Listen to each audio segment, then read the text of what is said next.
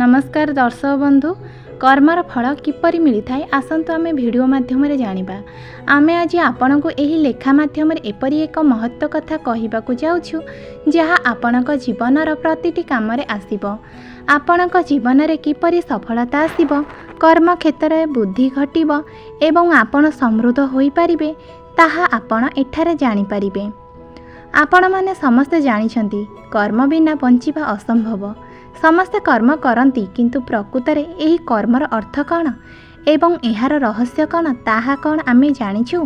कर्म केवल हस्त द्वारा जहा करा जाए ता नुहे, बरं कर्मर रहस्य एवं एहार सिद्धांत बहुत किछि रहिछि। तेबे एही विषय रे आमे जेते जल्दी जानिबा एहा सेते लाभदायक आम जीवन पाई। तेबे एहार प्रकृत उत्तर कौन आमे ताहा जानिबा। थरे जणे शिष्य वृद्धदेव को ए विषय रे पचारले एवं वृद्धदेव एहार उत्तर रे जहा कहिले ताहा एक कहानी माध्यम रे एठारे आलोचित होईछि। एहाको जानिले आपण एहार उचित एवं सठिक उत्तर पाइजिबे। जणे राजा थिले एवं से प्रतिदिन किछि समय पई तांको बगीचा रे बसुथिले।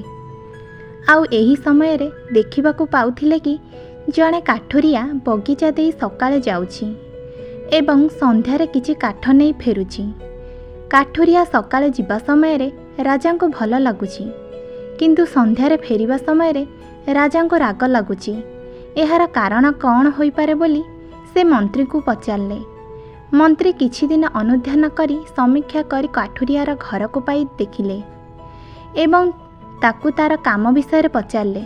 आउ से जहा कहिला सेथुरु से उचित उत्तर पाई आसी राजा को जणाइले। मंत्री कहिले काठुरिया सकाळे जिबा समय रे तार पेट किपरि पोषिब से विषय रे भाबुची एवं ता काम रे जाउची, किंतु फेरिबा समय रे से भाबुची केबे राजा मरिबे एवं मु रखिथिबा चंदन काठ को बहुत अधिक दाम रे बिकिबी एवं बहुत पैसा मिलले घर द्वार करी खुशी रे चलिबी।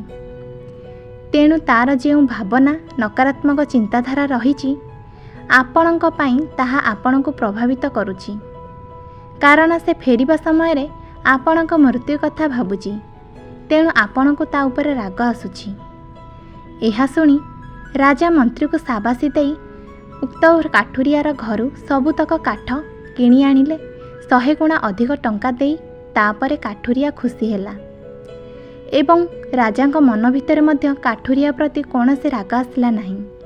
तेणु कर्म केवल हस्तर कार्य नुहे, बरं एहा मनीषर भावना एवं चिंताधारार प्रतिफलन अटे। भिडियोटी को संपूर्ण देखिथिबारु आपण मानकु बहुत बहुत धन्यवाद। जय जगन्नाथ।